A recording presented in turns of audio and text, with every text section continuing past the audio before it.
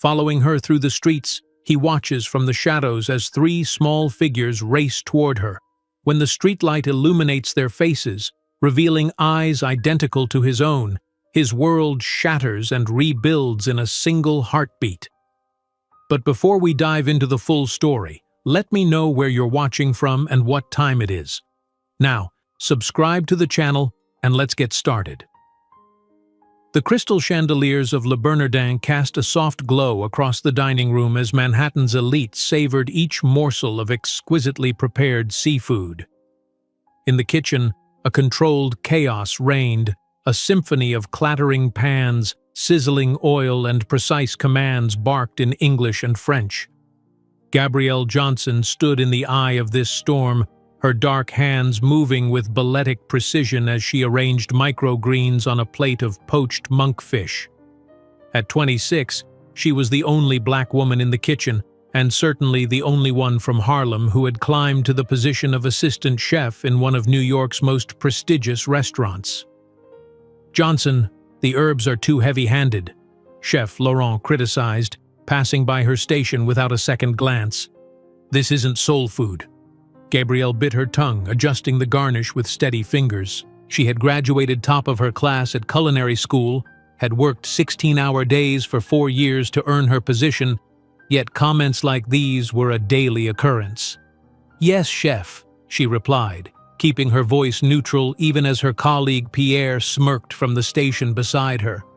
Pierre, whose plating was consistently imprecise but who had attended the same Swiss culinary academy as Laurent, rarely received such criticism. From the small window connecting the kitchen to the dining room, a pair of steel blue eyes watched the exchange. James Woodley, heir to the Woodley Investments fortune, sat alone at his regular table, more interested in the kitchen dynamics than the Michelin-starred meal before him. At 32, James embodied old Manhattan money, tailored Tom Ford suit, Patek Philippe watch, and a confident smile that suggested the world was designed for his pleasure. He had been coming to Le Bernardin twice weekly for a month, always requesting a table with a view of the kitchen. "Monsieur Woodley," the maitre d' approached his table with a bow. "How are you enjoying your meal this evening?" "Exceptional as always," James replied, his gaze still fixed on the kitchen window. The flavors in the second course were remarkable, a subtle fusion of traditional French technique with something unexpected. Cajun? No, something more nuanced. "I believe that would be Chef Johnson's creation. She has introduced several new preparations that Chef Laurent has approved." James raised an eyebrow. "I'd like to compliment the chef responsible." Minutes later, Gabrielle wiped her hands nervously on her apron as Chef Laurent scowled. "Table 7 wants to meet you. A Woodley, the investment family. Don't embarrass the restaurant." Gabrielle stepped into the dining room, immediately feeling underdressed in her kitchen whites compared to the evening gowns and tailored suits surrounding her. James Woodley stood as she approached, his height and confidence commanding the space around him. "Chef Johnson," he extended his hand, "your monkfish was extraordinary. The use of sassafras and file powder. It evoked Louisiana without overwhelming the delicacy of the fish." Surprise flickered across Gabrielle's face. Most patrons couldn't identify ingredients beyond salt and pepper, let alone the subtle spices she'd incorporated from her grandmother's recipes. "You have an exceptional palate, Mr. Woodley." "James, please." His smile revealed perfect teeth. "I'm something of a culinary enthusiast. The way you've married classical French techniques with African-American flavor profiles, it's revolutionary." Their conversation lasted only minutes, but Gabrielle returned to the kitchen with flushed cheeks and a rare sense of being truly seen for her culinary vision. 3 hours later, Gabrielle unlocked the door to her fifth-floor walk-up in Harlem. The apartment was small but meticulously organized, cookbooks lining every available shelf. She kicked off her shoes and moved to the window, gazing at the glittering skyline of downtown Manhattan, a world she accessed daily but never truly belonged to. Her phone buzzed with a text from her best friend, Tanisha. "How was work? Any more comments from that racist sous chef?" Before Gabrielle could respond, an email notification appeared from james.woodley@woodleyinvestments.com. Subject: Your culinary perspective. Miles away, in his penthouse overlooking Central Park, James closed his laptop after sending the email. On his screen was Gabrielle's culinary school profile, her resume, and several food blog mentions of the rising star hiding in Le Bernardin's kitchen. Her journey from a Harlem community college to the kitchens of Manhattan's elite establishments was impressive, the kind of American dream story that made for excellent dinner conversation. The fact that she was breathtakingly beautiful with a talent that matched his own appreciation for fine cuisine made her all the more intriguing. 2 nights later, Gabrielle was surprised to find James waiting beside his Bentley outside the restaurant's service entrance. "Chef Johnson," he called as she pulled her coat tighter against the autumn chill. "I was hoping to catch you." "Mr. Woodley? How did you know?"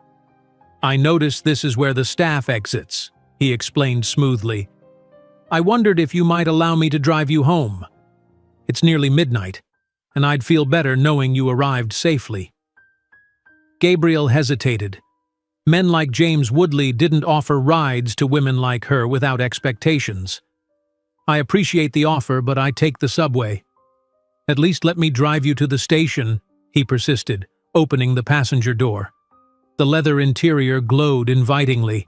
Against her better judgment, Gabrielle accepted. Instead of heading to the subway, however, their conversation flowed so naturally that she found herself directing him to her neighborhood, pointing out the jazz club where her uncle used to play saxophone, the community garden where she first learned about fresh ingredients, and the soul food restaurant where her mother had waitressed for 20 years. "This is my world," she explained as they idled outside her apartment building, acutely aware of how the Bentley stood out on her block. "Quite different from yours, I imagine." James studied her face in the dim car light. Different worlds can create the most interesting conversations. The next morning, an elaborate arrangement of white orchids arrived at Le Bernardin's kitchen, addressed to Chef Johnson. Her colleagues whispered and speculated as she read the card, "To New Culinary Horizons, J.W." That evening, Gabrielle called Tanisha while chopping vegetables for her dinner.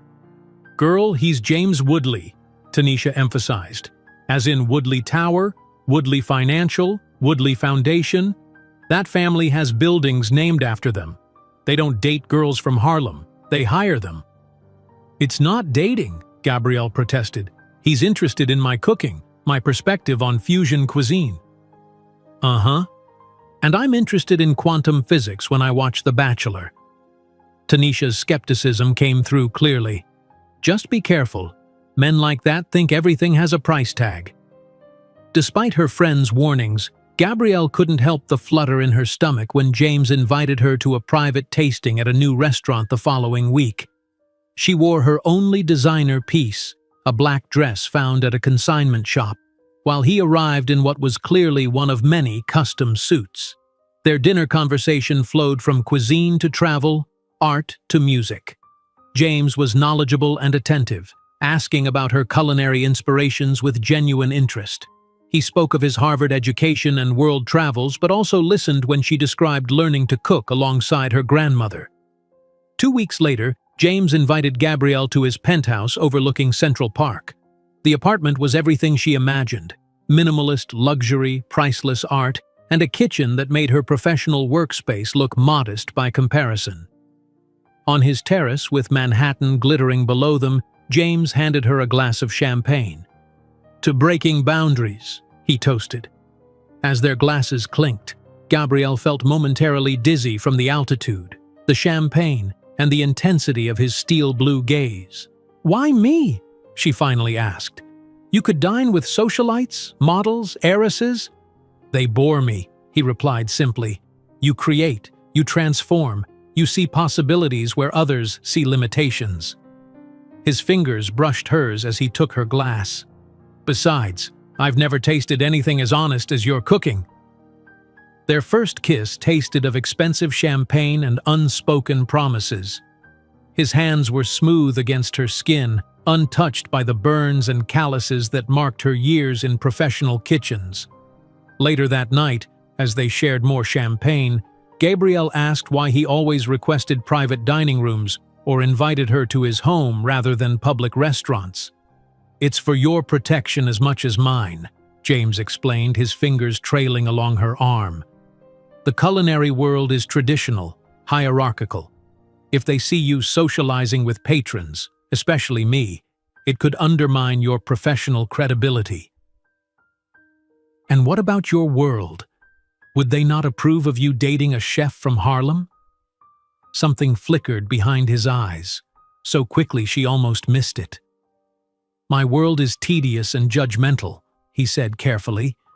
"I'm protecting what we have from unnecessary complications. Discretion benefits us both." Gabrielle nodded, accepting his explanation despite the slight unease it created. For the first time in her life, she felt truly seen, not as a black woman fighting for respect in a white male-dominated industry, but as a culinary artist with valuable perspectives. The following Sunday, she invited James to her apartment, preparing a 5-course meal that reimagined her childhood favorites through the lens of her classical training. Southern black-eyed peas became an elegant velouté. Her grandmother's spicy fried chicken was transformed into a delicate confit with crispy skin. Collard greens were reimagined as a refined accompaniment to seared foie gras.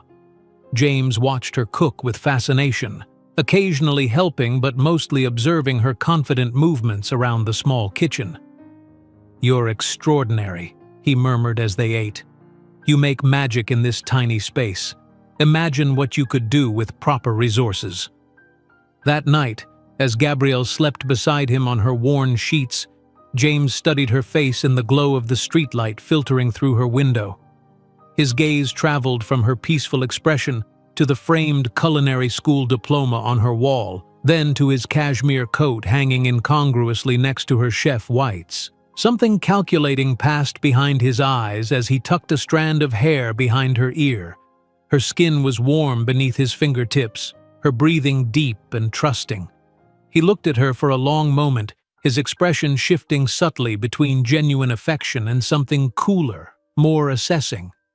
While Gabrielle drifted in dreams of Michelin stars and respect, she couldn't have imagined that in just 3 months she would be alone in a freezing apartment, carrying the heirs to the Woodley Empire in her womb without a penny to her name. James studied Gabrielle's sleeping form with a mixture of fascination and calculation, his manicured fingers tracing the curve of her shoulder. The city lights filtered through her thin curtains, painting shadows across her small bedroom. In sleep, she looked younger, vulnerable, a stark contrast to the fierce concentration she displayed in Le Bernardin's kitchen. The midnight feast she had prepared for him still lingered on his palate, her reimagined soul food speaking of history, family, and innovation. No woman in his social circle could create such honest emotion on a plate. Certainly not the debutantes and socialites his mother paraded before him at charity galas. 2 weeks later, Gabrielle entered James's penthouse kitchen, her eyes widening at the midnight surprise laid out before her. On the marble island sat a handcrafted wooden box, its surface gleaming under the recessed lighting. "Open it!" James urged, pouring her a glass of champagne. Gabrielle lifted the lid carefully, gasping at what lay inside, a complete set of handcrafted Japanese knives, each blade bearing a subtle engraving. "These are Hattori blades," she whispered, lifting one with reverence. "They cost thousands." "For the best chef in New York," James said, wrapping his arms around her waist. "Your talent deserves proper tools." As she tested the perfect balance of the Santoku knife, James watched her with a satisfied smile. The gift had achieved its intended effect. Her eyes shone with emotion, her gratitude palpable. "No one has ever given me anything like this," she admitted, carefully returning the knife to its velvet bed. "That's because no one sees you the way I do," he replied, his lips brushing her ear. "Your potential is limitless." The following Monday, Chef Laurent summoned Gabrielle to his office. She entered cautiously, prepared for criticism. "Johnson," he said, studying a clipboard, "we're adjusting the spring menu. Your scallop preparation with the sassafras infusion, we'll feature it as a signature dish." Gabrielle blinked in surprise. "Thank you, chef. I'm honored." "You're being promoted to junior sous chef," he continued, not meeting her eyes. "Effective immediately. The board specifically requested it." Later, she called James from the locker room, her voice bubbling with excitement. "I got promoted! Junior sous chef!"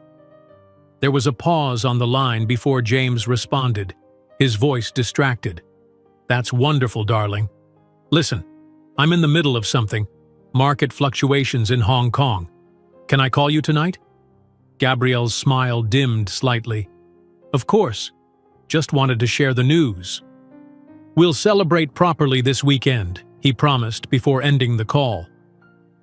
3 days later, Gabrielle found herself in James's Bentley, headed east on the Long Island Expressway. The early summer countryside rolled past as he explained their destination. "The Hamptons house has been in my family for generations," he said casually. "It's quieter this time of year, before the season officially begins." The Woodley estate took Gabrielle's breath away, a sprawling shingle-style mansion overlooking the Atlantic, surrounded by perfectly manicured gardens. A gray-haired man in a pressed uniform opened James's car door with practiced deference. "Welcome back, Mr. Woodley." "Thank you, Harrison. We'll be staying until Sunday evening." As they entered the grand foyer, Gabrielle felt acutely out of place. Oil paintings of stern-faced Woodleys lined the walls, their pale eyes following her movements. The furniture looked too delicate to touch, each piece probably worth more than her annual salary. James gave her a brief tour, speaking of summer galas and childhood sailing lessons as if everyone grew up with such privileges. In the massive kitchen, Gabrielle ran her fingers across the La Cornue range with reverence, the culinary equivalent of a Stradivarius. Their first evening passed pleasantly, with Gabrielle preparing dinner using the bounty from local farms, while James opened a bottle from the estate's wine cellar. As they ate on the terrace, watching the sunset over the Atlantic, James seemed more relaxed than she'd ever seen him. "Have you thought about our future?" she asked tentatively, emboldened by the romantic setting. James's expression shifted subtly. "The future? I mean, where this is going. United States." His fingers tapped lightly on the stem of his wine glass. "I prefer to enjoy the present, particularly when it's as perfect as this moment." Before Gabrielle could press further, the terrace doors opened. A uniformed housekeeper appeared, startling visibly at Gabrielle's presence. "Mrs. Collins," James said smoothly. "I didn't realize you were coming this evening." "The usual Friday turndown, Mr. Woodley. I apologize for interrupting." "Not at all. This is my friend, Gabrielle. She's a chef at Le Bernardin." The way he hesitated before "friend" wasn't lost on Gabrielle, nor was the way his hand reached for hers beneath the table, squeezing gently as if in warning. When the housekeeper departed, James rose quickly. "We should move inside. It's getting chilly." Later that night, as moonlight streamed through the bedroom windows, Gabrielle broached the subject again. "You didn't want her to see me." James sighed, rolling onto his side to face her. "It's not that simple. The staff gossip, and my family has relationships with these people going back decades." "So I'm a secret?" "You're private," he corrected, stroking her hair. "What we have is too special to share with the world just yet. Trust me, I'm protecting us both." The next morning, James's phone rang during breakfast. He checked the display and frowned. "I need to take this," he said, moving toward his study. "Business never stops, unfortunately." Curious, Gabrielle approached the study door minutes later, hearing James's voice rise in irritation. "Mother, I told you I'm unavailable this weekend. No, I won't be attending the Ashford Gala. Because I have other commitments. It's not your concern. Vanessa Astor is not my priority right now." 2 weeks later, Flipping through Vanity Fair in her apartment, Gabrielle froze at a photo of James at a charity event. He stood smiling beside a willowy blonde woman, his hand resting comfortably on her lower back. The caption read, "James Woodley and Vanessa Astor at the Metropolitan Museum benefit." When confronted, James dismissed her concerns with practiced ease. "Vanessa's father is a key investor. It's purely business. These functions are part of my job. Surely you understand professional obligations." Gabrielle nodded, though unease lingered. That night, James orchestrated a dinner that would dissolve her doubts. A private chef preparing a 7-course meal in his penthouse, candlelight bathing the room in golden warmth, Dom Perignon chilling in silver buckets. "I've been thinking about what you said in the Hamptons," he murmured as they watched the city lights from his terrace. "About our future." Gabrielle's heart quickened. "You have?" "You're extraordinary, Gabrielle. When I'm with you, the rest of the world fades away. You make me feel authentic." "Is that why you keep me separate from your world?" Something flickered in his eyes. "My world is artificial, all performance and calculation. What we have here is real." He kissed her deeply. "You're everything I needed without realizing it." The following weekend, James canceled their plans at the last minute. Gabrielle, already dressed in the designer gown he'd sent to her apartment, received his text with disappointment. "Crisis at work. Can't get away. We'll make it up to you." Alone in her apartment, she channel-surfed aimlessly until landing on coverage of the New York Botanical Garden Gala. The camera panned across arriving guests, lingering on James escorting the same blonde woman from the magazine. They looked perfectly matched, both tall, aristocratic, gleaming with inherited privilege. A week later, in James's penthouse, Gabriel entered his home office to borrow a pen. On his desk lay financial documents bearing the Astor Developments logo marked "Merger Considerations, Confidential." When James appeared in the doorway, his expression hardened momentarily before smoothing into a smile. "Finding everything you need?" "Just a pen," she answered, watching as he gathered the documents swiftly into a folder. "These boring financial matters," he said lightly. "Nothing that would interest you." That night, as they lay in his California king bed, James propped himself on one elbow, studying her face. "Tell me more about growing up in Harlem. Your family's been there for generations?" "3 generations," she confirmed. "My grandfather moved from South Carolina during the Great Migration." "And your parents? What did they do?" "Mom was a waitress. Dad drove a cab until he left when I was 8. James's fingers traced patterns on her shoulder. "That must have been difficult. No college fund, I imagine? No family connections to help your career?" "We made do," Gabrielle replied, suddenly self-conscious. "My grandmother taught me to cook. She said good food was the great equalizer. Even rich people can recognize when something tastes like love."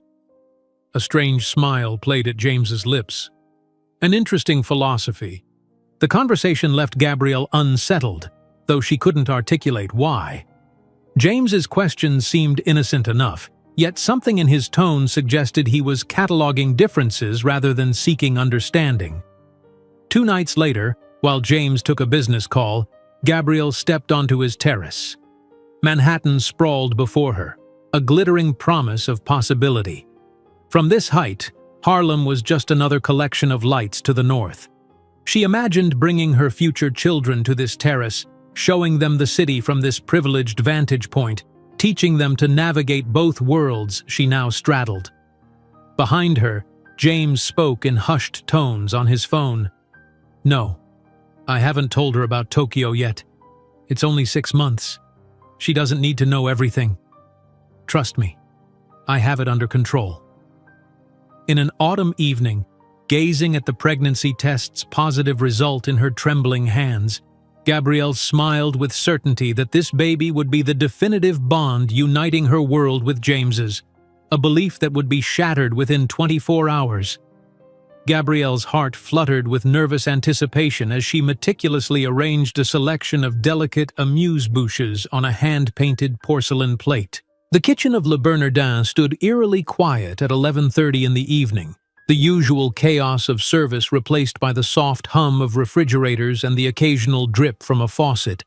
She had asked the night manager for permission to use the kitchen after hours, a request granted only because she'd become one of the restaurant's rising stars.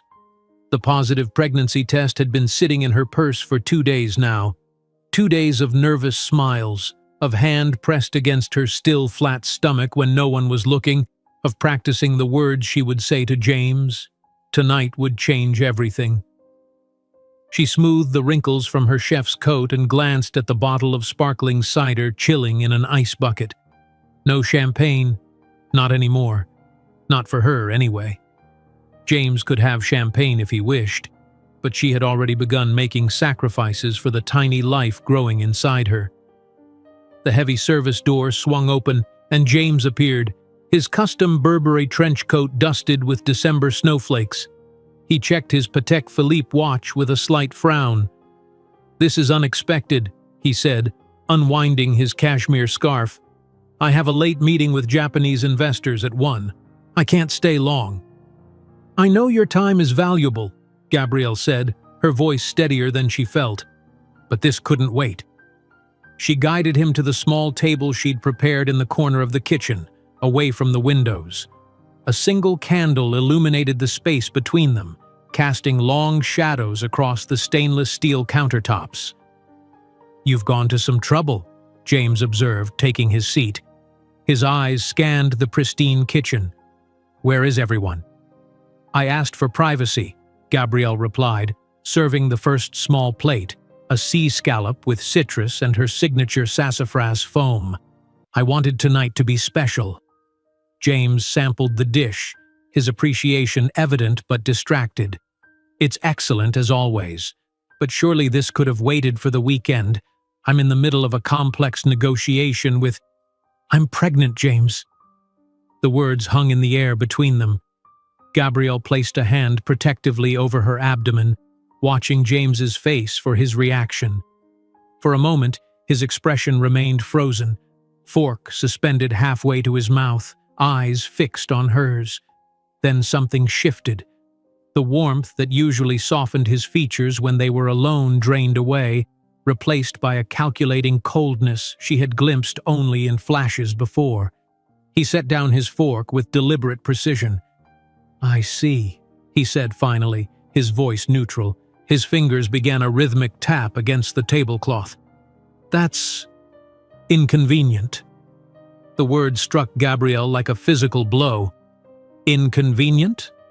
That's your response to learning you're going to be a father?" James's jaw tightened. "Let's be practical about this. We've been careful. How did this happen?"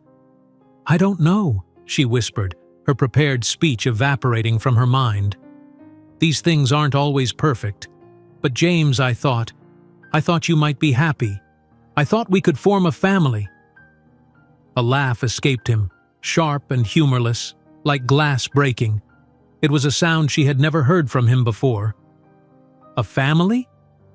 He tilted his head, studying her as if seeing her for the first time. "With you?" "My dear, you were a temporary distraction. Interesting, exotic even, but nothing more." Gabrielle felt the blood drain from her face. "But I thought—" "That's your problem," James cut in. "You thought too much." He reached into the inner pocket of his suit jacket and withdrew a slim leather wallet. "This isn't part of my life plan, Gabrielle. Not with you." She stared at him, uncomprehending, as he extracted a checkbook. "My family would never accept a girl from Harlem carrying a Woodley air." His tone was clinical now, his pen moving across the check with practiced efficiency. "Did you really believe you could sit at a table with people who have been running this country for generations? People whose names are on buildings, hospitals, university wings?" Tears welled in Gabrielle's eyes, blurring her vision of the man she thought she knew. "I believed you when you said I was special. I believed you when you said what we had was real." James slid the check across the table, The amount, $50,000, seemed to glow accusingly in the candlelight. "This should cover everything," he said. "Resolve this situation and disappear, or my attorneys will ensure you never work in New York again. And let me be perfectly clear, a Johnson will never be worthy of the empire we've built." Gabrielle stared at the check, tears now streaming freely down her face. "I thought you loved me." James adjusted his watch, a gesture she had once found endearing but now seemed mechanical and cold. His lips curved into a smile that never reached his eyes. "Love? Between us?" The question seemed to amuse him. "You'll always be just the girl from the kitchen, Gabrielle. No refinement, no connections, no future. I don't have room for you or this child in my life." He stood, straightening his tie, a gesture of finality. "I have investors waiting. This matter is concluded." "This matter," Gabrielle repeated numbly. "That's what our baby is to you?" "There won't be a baby," James replied, his voice hardening. "Not if you're as intelligent as I gave you credit for. The choice is simple: a check that could change your life, or a ruined career and a child you can't afford to raise properly." He buttoned his coat. "I'll expect discretion. Goodbye, Gabrielle." The service door swung shut behind him, leaving Gabrielle alone with the untouched food, the melting ice, and a check that represented everything she had never wanted from him. When Chef Laurent called her into his office the following morning, Gabrielle already knew what was coming. His face was carefully arranged into a mask of professional regret. "Johnson, I'm afraid we must terminate your employment, effective immediately." "May I ask why?" she managed, though the answer was obvious. Laurent avoided her eyes. "The board feels your recent innovations have moved too far from our classical foundations. It's not a good fit anymore." "The board," she repeated hollowly. "Or one particular board member's family?" The chef's silence was answer enough. Within 20 minutes, Gabrielle was clearing out her locker, the few personal items fitting into a small cardboard box. Her colleagues moved around her like she was contagious, eyes downcast, conversations hushed. Word traveled fast in kitchen hierarchies, and the unspoken message was clear: Gabrielle Johnson was now untouchable. Pablo, a dishwasher who had always been kind to her, pressed a scrap of paper into her hand. "My cousin works at Maria," he whispered. "I told him you're the best. He will talk to the chef." Gabrielle thanked him with a tight-lipped smile, knowing it would lead nowhere. The Woodley reach was too extensive, the culinary world too small and interconnected. She stepped out into the December chill, her breath forming clouds in the frigid air. Snow fell steadily, the elegant flakes landing on her box of meager possessions. Standing on the sidewalk outside the restaurant where she had once been celebrated as a rising star, Gabrielle felt the full weight of her isolation. The check James had written sat crumpled in her coat pocket. $50,000, a sum that could ease her path or bind her to his cruelty forever. She had stuffed it there without deciding whether to cash it or destroy it. A gust of wind whipped down the avenue, sending snow swirling around her. Manhattan continued its relentless pace, taxis honking, pedestrians hurrying, the city indifferent to one more dream being crushed on its streets. Under the snow of Manhattan, Gabrielle Johnson swore that one day James Woodley would look at her not with pity or contempt, but with the bitter recognition of having discarded not just a love, but the greatest miscalculation of his privileged life. January in New York carried a special kind of cruelty. The holiday decorations came down, leaving behind naked trees and gray slush that stained everything it touched. Gabrielle stood in line at the unemployment office, her worn wool coat pulled tight against the biting cold. Her hand instinctively moved to her stomach, still flat, but carrying a secret that would soon reshape her entire body and life. "Johnson Gabrielle," the board clerk called, barely looking up from her computer. "Previous employment?" "Junior sous chef at Le Bernardin," Gabrielle answered, noticing how the woman's eyes narrowed with sudden interest. "That's a prestigious position. Reason for termination?" Gabrielle hesitated. "Creative differences."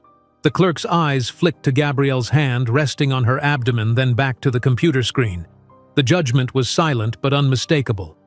"We'll contact you about suitable positions," she said, her tone suggesting such positions would be few and far between for a pregnant woman with no references.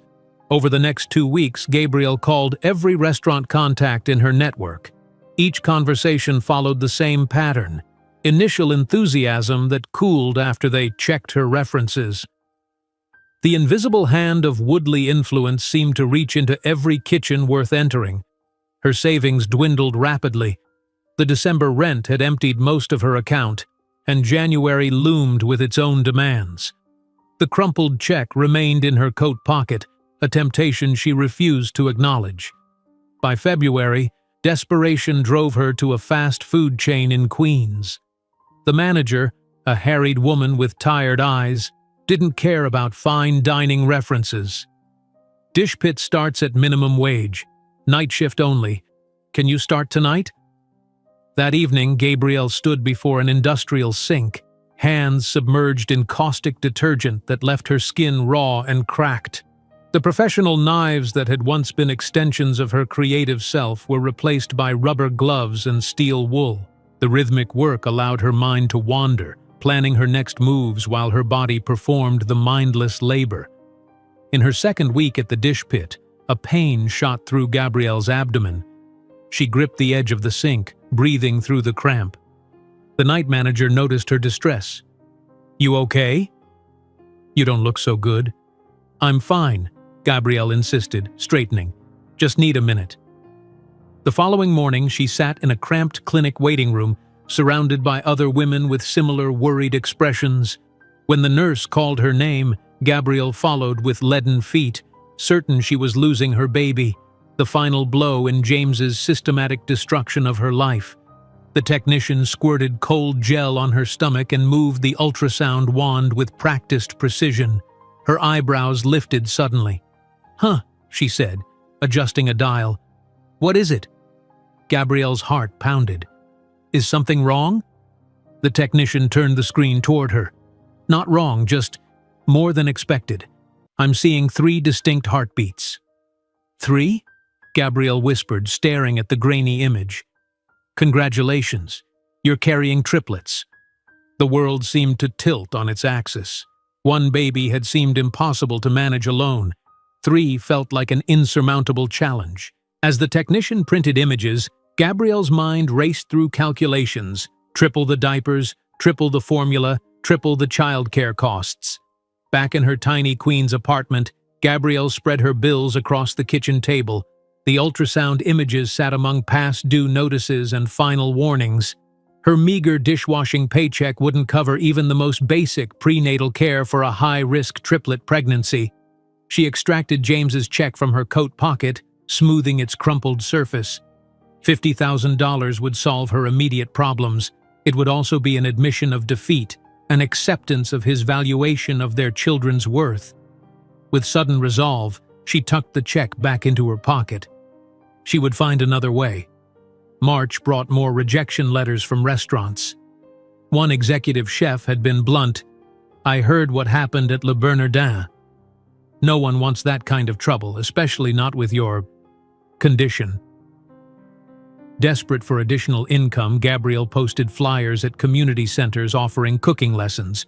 To her surprise, a Jamaican cultural center in Queens responded, offering their kitchen twice weekly for classes. "Most of our seniors know how to cook," the coordinator explained, "but they miss the social aspect. $20 per student, 10 students maximum. You keep half."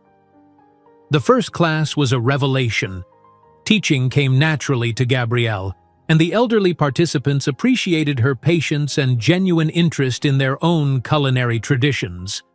For 2 hours twice a week, she was Chef Johnson again, respected, valued, and creating something meaningful. Between dishwashing shifts and cooking classes, Gabrielle began selling her possessions.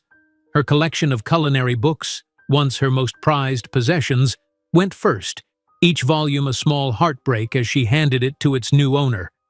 The Japanese knives from James followed, though she kept one Santoku blade, refusing to part with her last professional tool.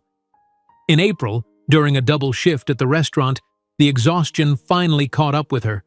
The room spun suddenly, and the floor rose to meet her. She awoke to concerned faces and a cold compress on her forehead. "You should have told us you're carrying triplets," her manager scolded gently. "No more doubles for you." Reduced hours meant reduced pay. Gabrielle started a future fund, a repurposed coffee can where she deposited every spare coin and dollar, determined to create some security for her children before their arrival. By May, her body had transformed dramatically. Her once flat stomach now preceded her into every room, making her dish pit duties nearly impossible. The community center cooking classes became her main source of income, supplemented by occasional catering for local church events. One evening, returning from teaching, Gabrielle found an envelope that had been slipped under her apartment door. Inside was a page torn from the New York Times Society section. Her hands trembled as she read the announcement. Woodley Astor engagement. James Woodley, heir to the Woodley Investments fortune, announces his engagement to Vanessa Astor, daughter of real estate magnate Richard Astor. The couple will wed this fall at St. Patrick's Cathedral. The accompanying photo showed James in a tailored tuxedo, his arm around the willowy blonde she had seen in society pages. Both smiled radiantly, as if the life growing inside Gabrielle, 3 lives, did not exist. She made it to the bathroom before the sobs overtook her. Kneeling on the cold tile floor, arms wrapped protectively around her swollen belly, Gabrielle finally allowed herself to feel the full weight of her abandonment. 6 months of stoic determination crumbled in an instant of raw grief. As tears streamed down her face, she felt it, a flutter, then a distinct kick from within, then another and another. 3 different movements, 3 different children making their presence known. Slowly, Gabrielle pulled herself up using the edge of the sink. Her reflection in the cracked mirror told a story of exhaustion. Dark circles under red-rimmed eyes, hollowed cheeks, hair hastily pulled back. But beneath the fatigue was something else, something forged in the crucible of this ordeal. "You will know only love and strength," she promised her unborn children, her voice gaining resolve with each word, "and one day the world will know he was wrong about us." The next morning, Gabrielle called her distant cousin in Boston, a woman she had met only twice at family reunions. The conversation was awkward but productive. "I can offer you my couch until you find something," her cousin said, "and I know some people in restaurants here. Boston's different from New York, smaller scene, less cutthroat." That afternoon, Gabrielle withdrew the last $200 from her account and purchased a one-way bus ticket to Boston. She packed her remaining possessions into a single suitcase. Clothes, the ultrasound images, her remaining Santoku knife, and a folder containing her recipes, the only professional legacy she had left. In a final act of defiance, she took the check from her coat pocket and tore it into tiny pieces. Then she made her way to Midtown, entering the gleaming lobby of Woodley Investments. The security guard eyed her pregnant form suspiciously as she approached the reception desk. "I have a delivery for Mr. Woodley," she said, sliding an envelope across the marble counter. Inside was a simple note, written in her clear, precise handwriting. "When you see me again, it will be you who is not enough." The next morning, with only $200 in her pocket and 3 lives pulsing in her womb, Gabrielle boarded the bus to Boston, never imagining that 15 years later she would be returning to New York in her private jet as one of the country's most powerful businesswomen. The February wind howled through Boston's narrow streets, carrying knives of cold that sliced through Gabrielle's worn coat. Her bus had arrived 3 hours late, well past midnight, leaving her to navigate an unfamiliar city with a single suitcase and a body that felt foreign even to herself. Her cousin Darlene's apartment building in Roxbury stood before her, a weathered 3-story walk-up that seemed to lean slightly to the left, as if tired of standing straight against New England winters. "This is temporary," Gabrielle whispered to her swollen belly as she climbed the stairs. "Just a beginning. not where we'll stay." Darlene opened the door in a faded bathrobe, her expression a mixture of sympathy and mild regret at her own generosity. The apartment was small, smaller than Gabrielle had anticipated, with a living room barely large enough for a second-hand couch that would become her bed for the foreseeable future. "Bathrooms down the hall," Darlene explained, already turning back toward her bedroom. "I left some towels out. I've got early shift tomorrow, so—" Alone in the darkened living room, Gabrielle carefully lowered herself onto the lumpy couch, her hand instinctively cradling her belly. 3 distinct movements responded to her touch. Her children, already forming their own personalities, already fighting to be known. "We made it to Boston," she whispered. "Now we just need to figure out the rest." The rest proved more challenging than she had anticipated. February melted into March, and Gabrielle's daily routine became a grueling circuit of restaurant inquiries followed by rejections. Boston's culinary scene was indeed smaller than New York's, but word had somehow traveled. No one said James Woodley's name, but vague references to reliability concerns and your situation made it clear she remained untouchable. On a particularly bleak Tuesday in late March, rain soaking through her shoes as she walked the narrow streets of Boston's North End, Gabrielle paused before a small storefront with steamed windows.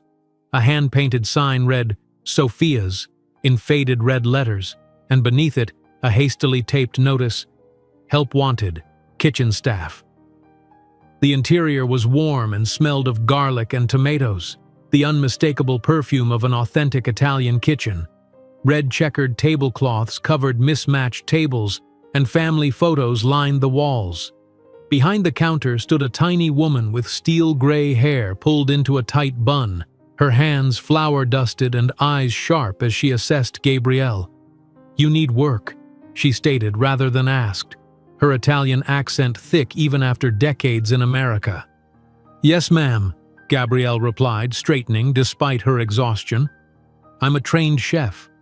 The woman's eyebrow arched skeptically as she took in Gabrielle's condition. "And when are they coming?" she asked, nodding toward Gabrielle's belly. "July, if I carried a term. They're triplets." Instead of the dismissal Gabrielle had come to expect, the older woman's face softened. "Triplets? Mamma mia. My mother always said pregnant women bring good luck to kitchens." She wiped her hands on her apron and extended one to Gabrielle. "Sophia Genovese. This is my restaurant for 37 years. Gabrielle Johnson.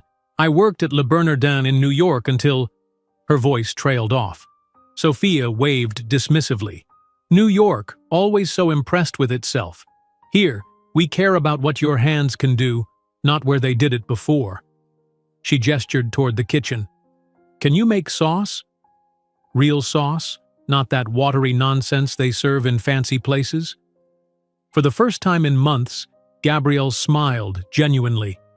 "My grandmother taught me that sauce is the soul of cooking. You build it layer by layer, with patience and respect." Sophia nodded approvingly. "You start tomorrow, part-time only. Those babies need rest. You'll make prep sauces, bases, nothing that keeps you standing too long."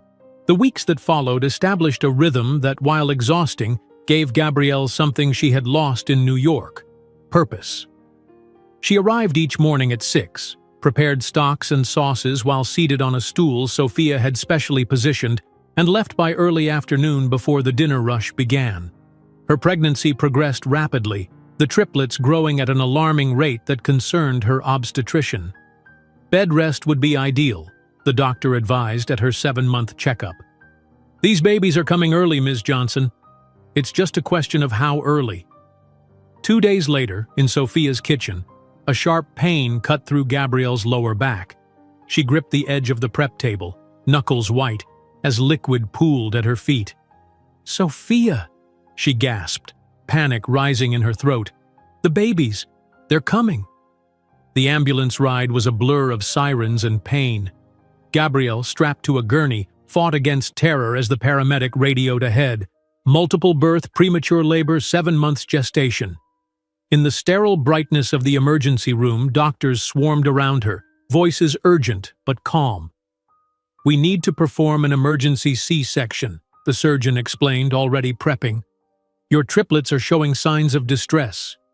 "Will they survive?" Gabrielle asked, her voice barely audible. The surgeon's eyes, visible above her mask, held both concern and determination. "We're going to do everything possible." Gabrielle woke hours later in recovery, disoriented and afraid. A nurse approached immediately, reading the question in her eyes. "Your sons are in the NICU," she said gently. "They're very small, but they're fighters. All three have strong heartbeats." For 2 weeks, Gabrielle lived between her hospital bed and the neonatal intensive care unit. The boys, whom she named Marcus, Malcolm, and Miles, lay in separate incubators, tiny bodies connected to machines that seemed impossibly large in comparison. Sophia visited daily, bringing food that Gabrielle barely touched and updates from the restaurant that she barely heard. On the 17th day, the neonatologist allowed Gabrielle to hold all 3 boys together for the first time. Cradling them against her chest, their combined weight still less than a single full-term baby, she made a silent promise. "You will never know rejection. You will never question your worth. You are Johnsons, and that name will mean something because of us." When the boys were finally discharged, still tiny but stable enough for home care, Gabrielle faced a new challenge. Darlene's apartment, with its lumpy couch and shared bathroom, was no place for premature triplets. It was Sophia who found the solution. "My nephew has apartment above laundromat," she announced one afternoon, pressing a key into Gabrielle's hand. "1 bedroom, not fancy but clean. Good for babies. First 3 months, no rent." The apartment was indeed small, but to Gabrielle, it was a palace. The staff from Sophia's arrived the following Saturday with second-hand cribs, a rocking chair missing one arm, and mismatched baby clothes donated by customers. By nightfall, the barren space had transformed into a home. As summer faded into fall, Gabrielle established a new routine. With the boys sleeping in their cribs, she would spread her notebooks across the kitchen table, creating recipes from memory and imagination. During their brief naps, she experimented with affordable ingredients, developing dishes that honored her heritage while incorporating techniques from her classical training. When the triplets reached 6 months, Sophia invited Gabrielle to bring them to the restaurant. "Babies belong in kitchen," she insisted. "Is family business, no?" They learn early. Sophia cleared a space in the back office, transforming it into a makeshift nursery where the boys could nap while Gabrielle worked. Customers cooed over the identical infants, and staff members took turns holding them during breaks. What had begun as employment evolved into something more, a surrogate family built around a small Italian restaurant in Boston's North End. As the boys approached their first birthday, Gabrielle's role at Sophia's expanded. The elderly chef, impressed by Gabrielle's innovations, allowed her to develop weekend specials that incorporated her unique fusion of techniques. One Friday night, Gabrielle presented Sophia with a new dish. "I call it Trilogy," she explained, setting the plate before her mentor. 3 techniques: braising, reduction, and emulsion, working in harmony, like my boys. Sophia tasted the dish, her expression transforming from curiosity to delight. "This," she declared, "goes on menu tomorrow." The following evening, a food critic from the Boston Globe happened to visit Sophia's, attracted by the restaurant's old-world charm. When he tasted Gabrielle's creation, he requested to meet the chef responsible. His subsequent review described a genius undiscovered in the back of an unassuming North End institution, and praised the trilogy as a harmonious symphony that speaks of both classical training and soulful innovation. Within days, Sophia's phone rang constantly with reservation requests. The quiet neighborhood restaurant suddenly had lines forming outside its door, customers specifically requesting that trilogy dish and asking about the mysterious chef who created it. 2 weeks after the review, Sophia called Gabrielle into her small office. On the desk lay a stack of papers and a calculator. 15%, Sophia announced without preamble. That's your share now. Partner, not employee." Gabrielle blinked in surprise. "Sophia, I can't. You bring life to my old restaurant," Sophia interrupted, pushing the papers forward. "First your babies for luck, then you're cooking for customers. We are family now, and family shares."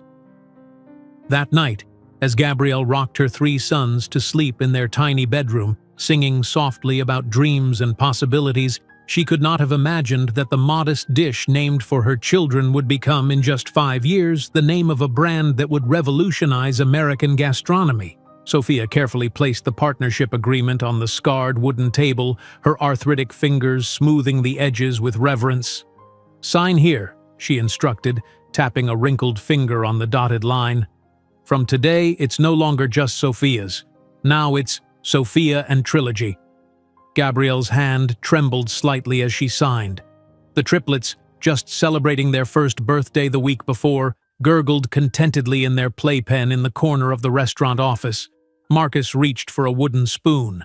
Malcolm methodically stacked plastic cups, and Miles watched the adults with curious, intelligent eyes, all 3 displaying the distinctive steel-blue gaze of their absent father.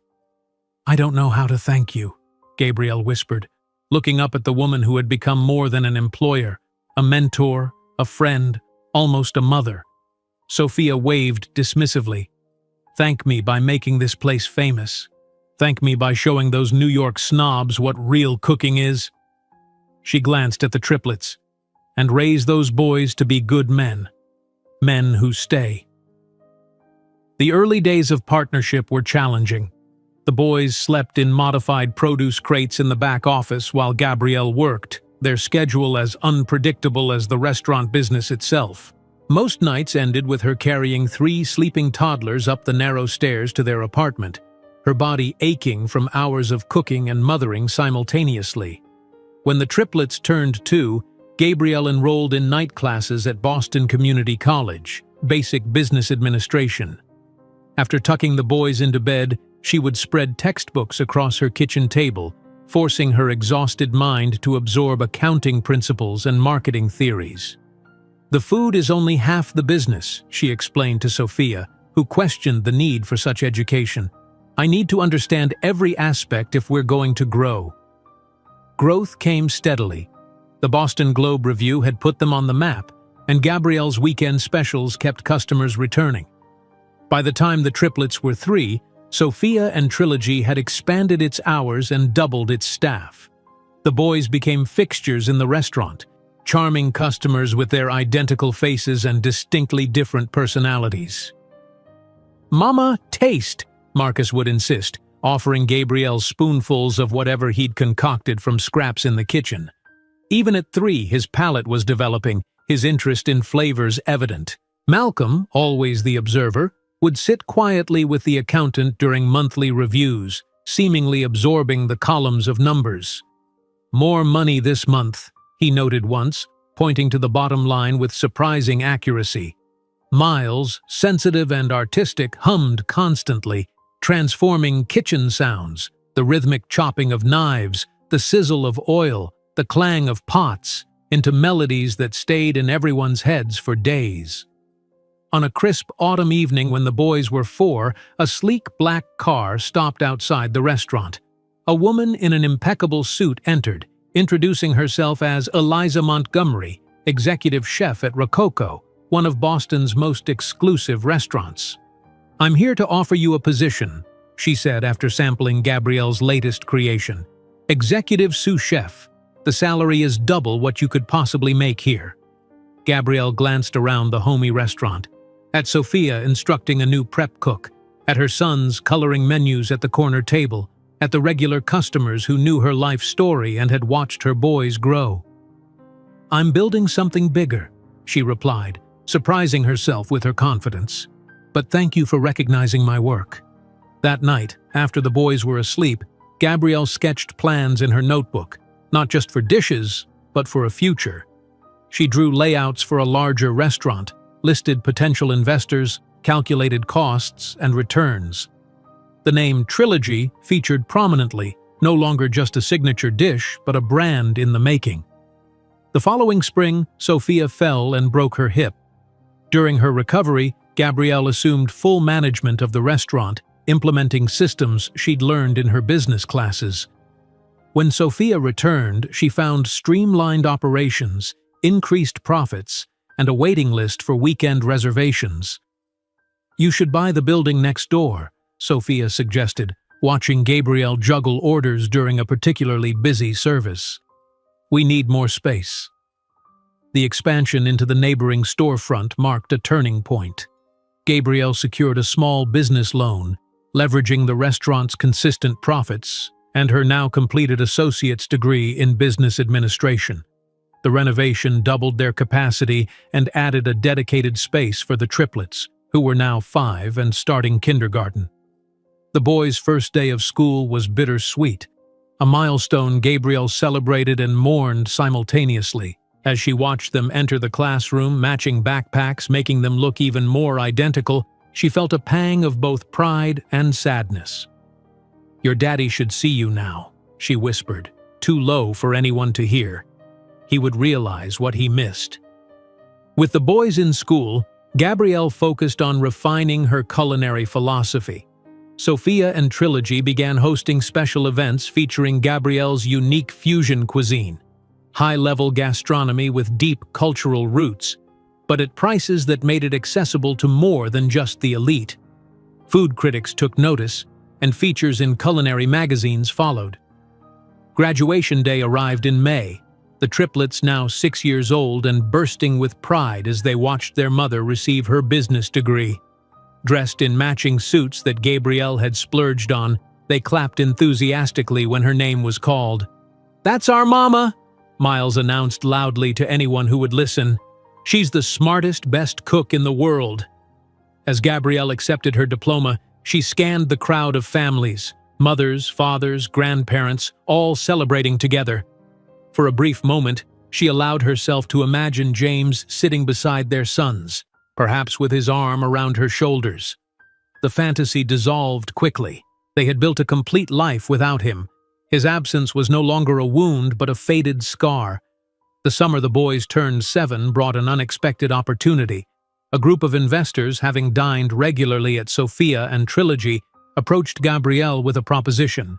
They would finance a new restaurant, her own concept, her complete vision, in Cambridge, near Harvard.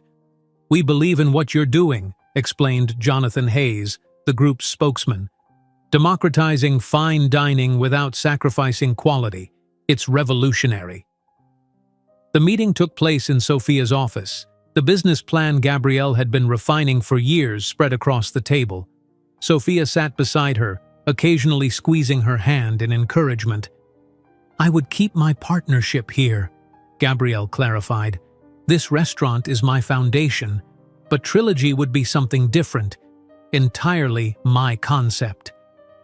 The investors agreed, impressed by her loyalty and clear vision. Construction began that fall, with Gabrielle splitting her time between running Sophia and Trilogy and designing every aspect of her new restaurant. The boys accompanied her to the construction site on weekends, offering opinions on colors and layouts with the confidence of miniature restaurateurs. Finding the perfect location in Cambridge had been Gabrielle's obsession for months. When she finally discovered the converted townhouse with its classic facade and modern interior, she knew immediately it was right. Standing in the empty space, she could visualize every detail, where each table would go, how the lighting would catch the plates, the exact shade of blue for the walls that would complement her signature dishes. The grand opening of Trilogy Cambridge was scheduled for November, giving Gabrielle barely enough time to hire staff, develop the menu, and coordinate with suppliers. The triplets, now 7 and precociously articulate, appointed themselves official taste testers, offering surprisingly insightful feedback. "More acid," Marcus suggested after sampling a fish preparation. "It needs brightness." "The plate is too busy," Malcolm observed, studying the presentation critically. "Simple is better for business." "It makes me feel happy," Miles contributed, always responding to the emotional quality of the food, like sunshine. Opening night arrived with unexpected fanfare. Word had spread through Boston's culinary community. and food critics from major publications lined up alongside regular customers from Sophia and Trilogy.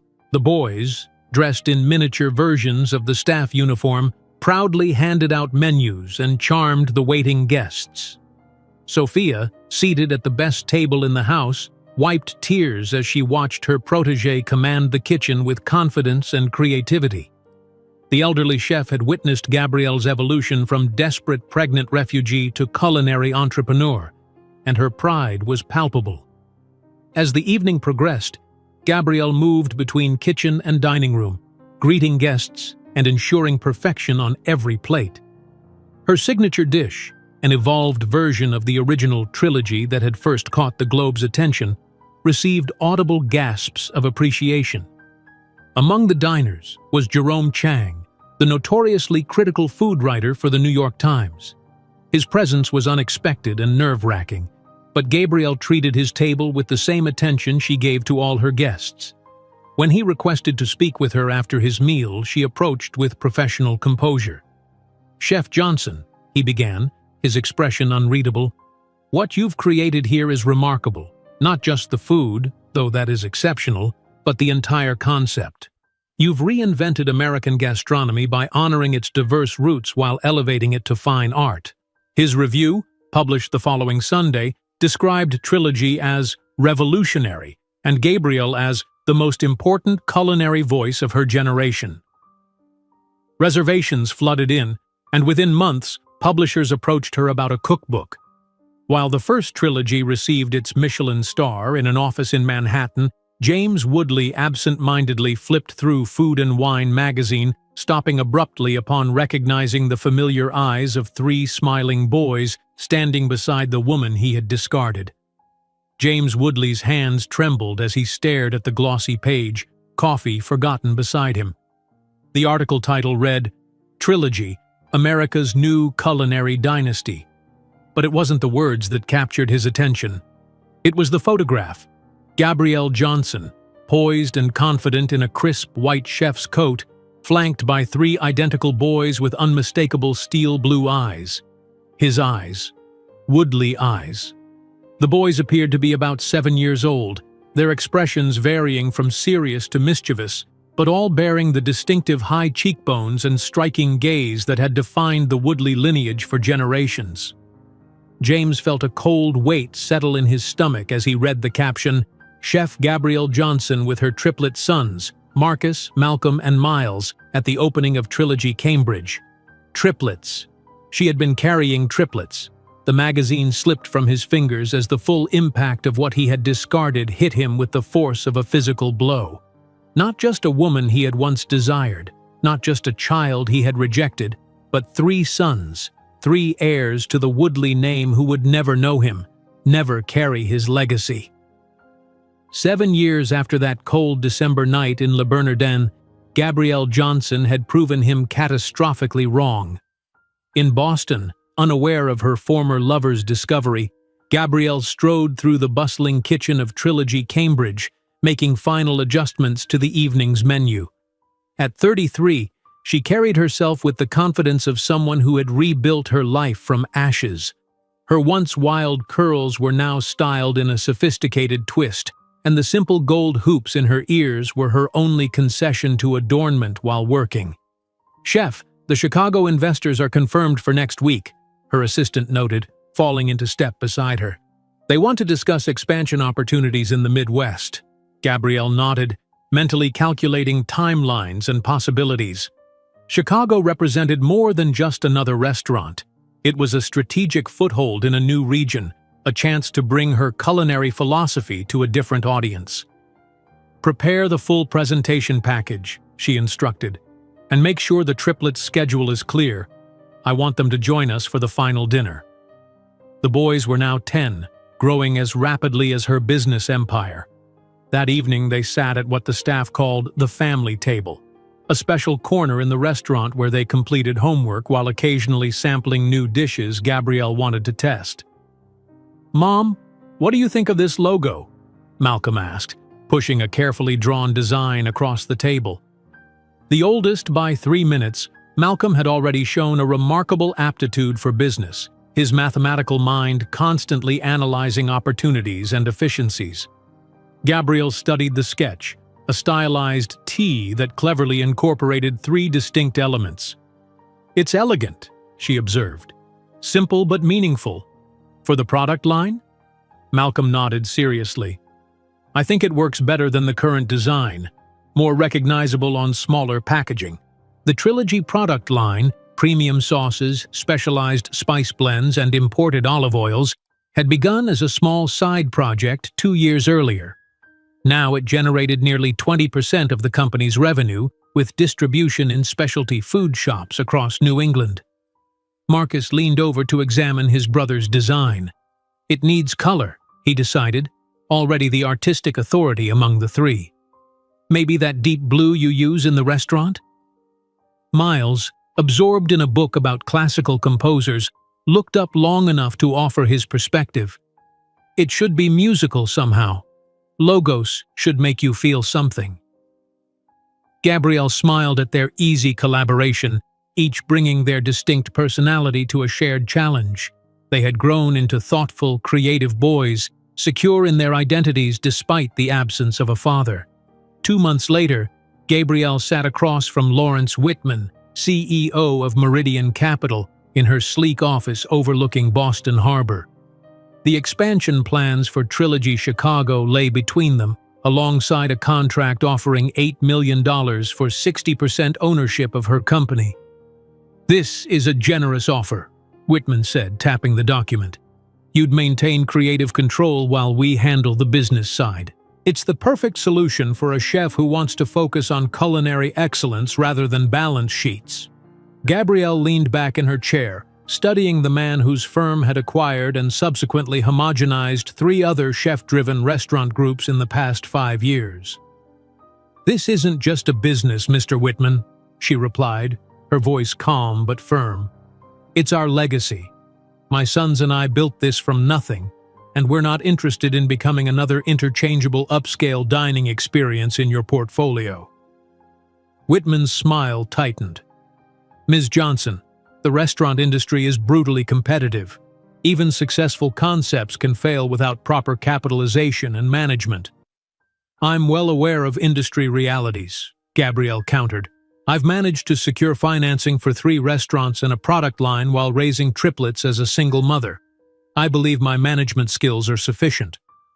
After Whitman departed, Gabrielle gazed out at the harbor, reflecting on how far she had come. The hungry, desperate young woman who had arrived in Boston with nothing but hope and unborn children seemed like someone from another lifetime. Now she employed over 100 people and made decisions involving millions of dollars. Yet some wounds remained tender. That evening, as she helped 12-year-old Marcus perfect a sauce reduction in their home kitchen, he asked the question she had been anticipating for years. "Mom, why didn't our father want to know us?" The wooden spoon stilled in Gabrielle's hand. Miles and Malcolm, seated at the kitchen island, allegedly doing homework, suddenly became very attentive. Gabrielle chose her words carefully. "Your father wasn't ready for a family. When I told him I was pregnant, he made a choice to continue his life without us." "Because we weren't good enough?" Miles asked, his sensitive nature always quick to internalize rejection. "No," Gabrielle said firmly, setting down the spoon and gathering her sons close. "Never think that. He wasn't ready to be the man you deserved as a father. That reflects on his character, not on your worth." "What's his name?" Malcolm asked directly. Always the strategist, always wanting complete information. Gabrielle took a deep breath. "His name is James Woodley. He comes from a wealthy New York family." "Woodley," Marcus repeated, testing the name. "Is that why our eyes are this color? They don't match yours." "Yes," Gabrielle acknowledged. "You have his eyes." Over the following years, as the triplets grew into teenagers, their questions became more specific and Gabrielle's answers more honest. She told them about her time at Le Bernardin, about meeting James, about his rejection and the check he had offered to resolve the problem. She never painted him as a villain, merely as a man who had made choices based on privilege and selfishness. The summer the boys turned 14, Gabriel discovered them huddled around Malcolm's laptop, studying images of James Woodley at various society events. "He looks like us," Miles observed quietly. "Or we look like him." "Says here the Woodley Investments lost $60 million in bad cryptocurrency deals last year," Malcolm noted, scrolling through a financial news site. Gabriel watched from the doorway, heart aching at their curiosity about the man who had wanted no part of their lives. "Are you okay?" she asked, making her presence known. The boys exchanged glances before Malcolm spoke. "He's having financial problems," he said, turning the laptop so she could see the headline, "Woodley Air faces investor exodus after failed blockchain venture." Gabrielle sat beside them, choosing her words deliberately. "Your father made a choice 15 years ago.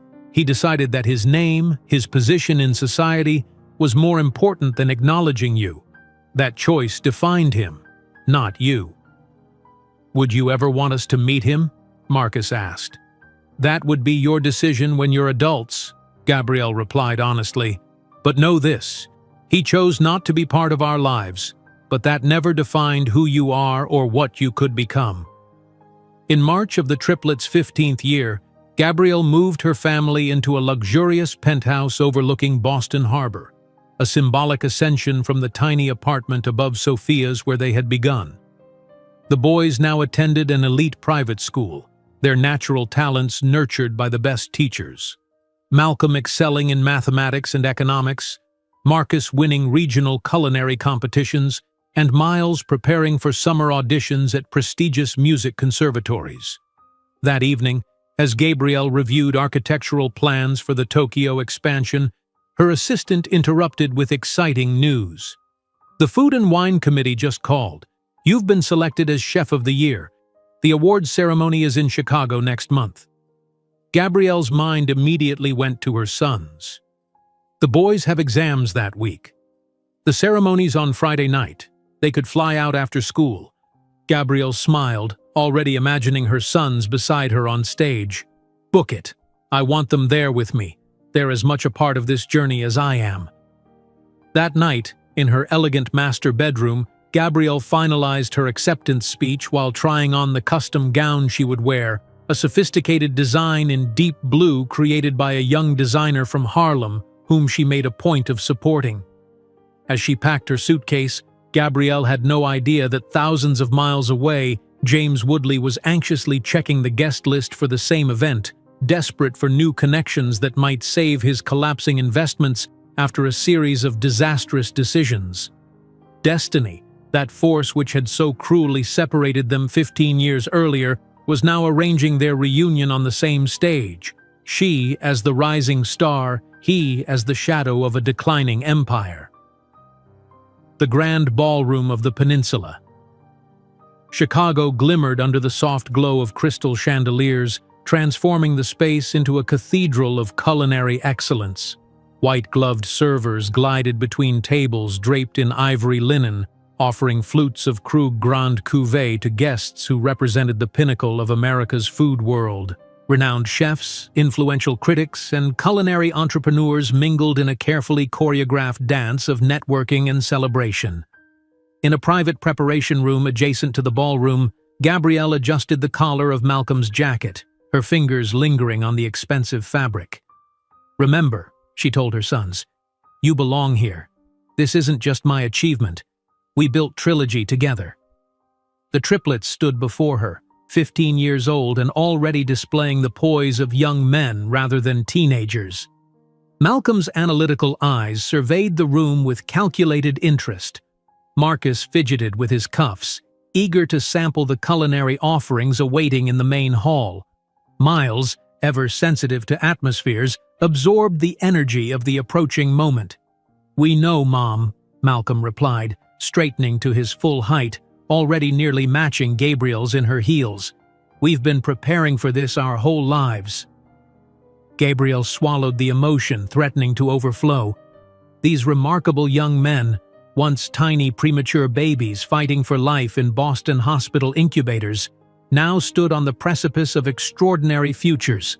futures she had carved out of rejection and despair. Across the venue, James Woodley entered the ballroom alone, his Armani suit hanging slightly loose on his frame. At 47, his once commanding presence had diminished, eroded by stress and failing ventures. He tugged nervously at his platinum cufflinks, one of the few remaining symbols of his previous prosperity. "Mr. Woodley," a young server approached with champagne, "welcome to the food and wine celebration." James accepted the glass with a practiced smile that didn't reach his eyes. He scanned the room, mentally cataloging potential investors who might salvage what remained of Woodley Investments after 3 disastrous years. His latest venture, a blockchain-based restaurant investment platform, had collapsed spectacularly, taking with it the confidence of longtime Woodley clients. He moved through the crowd with deliberate casualness, nodding to acquaintances who now greeted him with subtle reserve rather than the deference he once commanded. Several turned away as he approached, suddenly engaged in urgent conversations. "James!" Harold Blackwood, a banking associate from Harvard days, clapped him on the shoulder with forced joviality. "Didn't expect to see you here. Thought you'd be in, damage control mode after that crypto business." "Just taking a breather," James replied smoothly. "Actually looking at some new food ventures. The industry's booming.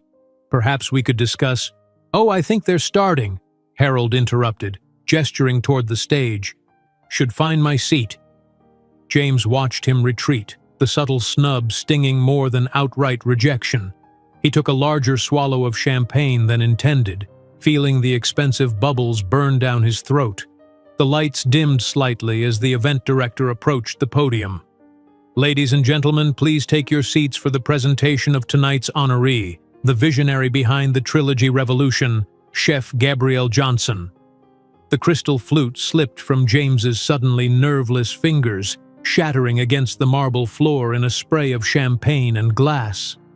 Several nearby guests stepped back with annoyed glances, but James remained frozen, the name echoing in his ears like a forgotten nightmare suddenly resurrected. Gabriel Johnson. A spotlight illuminated the stage as she emerged, and James felt the air leave his lungs. The transformation was extraordinary, not just the expected passage of 15 years, but a complete metamorphosis. Gone was the uncertain young chef in borrowed designer clothes. In her place stood a commanding presence in a tailored midnight blue gown that hugged her curves with elegant precision. Diamond earrings caught the light as she moved, her once wild curls now styled in sophisticated waves that framed her face. But it was her expression that struck him most profoundly, absolute confidence radiating from every feature. This was a woman who feared nothing and no one, a woman who had built something lasting. The audience rose in spontaneous standing ovation, genuine admiration flowing toward the stage. James remained rooted to his spot, unable to join the applause, unable to tear his gaze away from the woman he had discarded. "It is an honor to stand before you tonight," Gabrielle began, her voice melodious and strong, carrying effortlessly through the ballroom. "When I began my journey, a girl from Harlem with big dreams and little else, I never imagined I would be addressing you today." James swallowed hard, his own cruel words returning to haunt him. "You'll always be just the girl from the kitchen." "Success rarely follows a straight line," Gabrielle continued, commanding the room with practiced ease. "Sometimes the greatest obstacles divert us onto unexpected paths that turn out to be exactly where we were meant to be." As she spoke about her culinary philosophy and business approach, James stared at the information projected on the screen behind her. Over 200 million in annual revenue, 500 employees, imminent international expansion to London and Tokyo, a foundation that had already granted more than 2 million in scholarships. His own company's latest valuation, by contrast, had plummeted to less than 30 million, with creditors circling like vultures. "But none of this compares to my greatest achievement." Gabrielle's smile widened, genuine warmth replacing her professional demeanor. "I'd like to thank my extraordinary 15-year-old sons, Marcus, Malcolm, and Miles, who teach me daily that family and integrity are the most valuable ingredients in any recipe for success. The spotlight widened to include 3 tall teenage boys who joined her on stage, handsome, poised, and unmistakably related. James gripped the edge of a nearby table for support, his knees suddenly weak. The resemblance was striking, not just to Gabrielle, but to himself, to his father, to the Woodley lineage stretching back generations. Each boy had inherited the distinctive steel-blue eyes that had defined his family for generations, now gazing out at the audience with confidence that James himself had once possessed. While the crowd applauded the family ensemble, James observed in stunned silence. Malcolm stood tallest, his posture suggesting the natural authority of a future CEO. Marcus radiated creative energy, his stance slightly more relaxed but equally assured. Miles carried himself with artistic elegance, his slender pianist's fingers resting lightly on his mother's shoulder. His sons, the sons he had rejected, the heirs he had never known. During the reception that followed, James couldn't drag his eyes away from Gabrielle and the boys, now surrounded by admirers. He watched Marcus discussing culinary techniques with a renowned French chef, gesturing enthusiastically about flavor profiles. He observed Malcolm analyzing a business proposal with a silver-haired investor, asking pointed questions that made the older man nod with respect. He witnessed Miles charming a group of conservatory directors with his knowledge of classical composition. Each demonstration of their exceptional talents was another twist of the knife. These remarkable young men should have carried his name, should have been his legacy. Driven by a mixture of regret, curiosity, and perhaps opportunism, James finally gathered his courage and approached when Gabrielle momentarily stepped away to retrieve a drink from a passing server. "Gabrielle," he said, his voice betraying his nervousness. She froze, the mineral water suspended mid-air. Slowly she turned, her eyes registering first shock, then recognition, and finally something more complex, a mixture of contempt and absolute indifference. "James Woodley," she responded, her tone neutral, as if pronouncing the name of a casual acquaintance. "What a surprise." "You look stunning," he stammered, "and very successful. I always knew you had potential." Gabrielle's laugh was sharp and cutting. "No, you didn't. You said, and I'm quoting, that I would always be just the girl from the kitchen, without refinement, without connections, without a future. Interesting memory I have, isn't it?" James paled.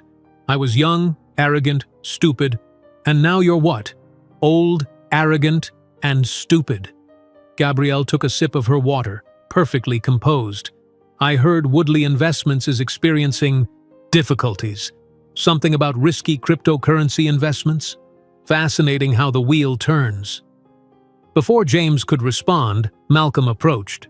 "Mom, the food and wine editor wants to discuss that cover profile." James stared at the young man, seeing himself reflected in every feature of the youthful face. "Malcolm, this is James Woodley, an old acquaintance from New York," Gabrielle said calmly. "Mr. Woodley, this is my son Malcolm. He's just been early accepted to Harvard business program." Malcolm extended his hand politely, recognizing no special significance in the meeting. "Pleasure to meet you, sir." James shook his son's hand, stunned by the formality of the moment. "The pleasure is mine. Harvard? Impressive." "I have my mother to thank," Malcolm smiled. "She built everything from nothing, you know? From a small kitchen in Boston to all this. She's the definition of extraordinary." At that moment, Marcus and Miles joined them, equally courteous and completely unaware of the true identity of the man before them. "You are extraordinary," James murmured, looking from one to another. "They are," Gabrielle agreed. "And if you'll excuse us, we have a celebration to enjoy. Come, boys." As they walked away, James called after her, "Gabrielle, please, we need to talk." She turned back, one eyebrow raised. Photographers around them captured the moment of tension, flashes firing rapidly. "Talk? Now?" She checked the elegant watch on her wrist. 15 years, 3 months, and 17 days later? Your punctuality is impressive, James."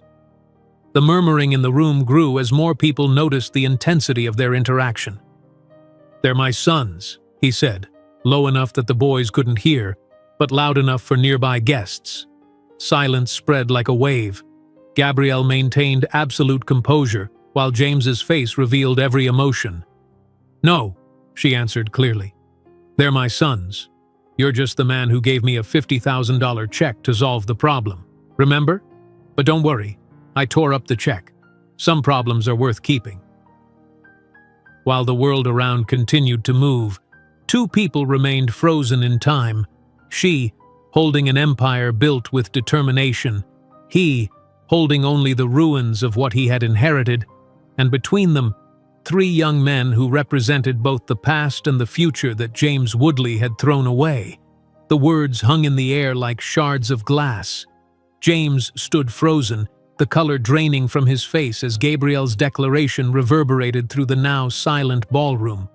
The triplets, momentarily confused, looked from their mother to this stranger, their expressions shifting from polite interest to dawning comprehension.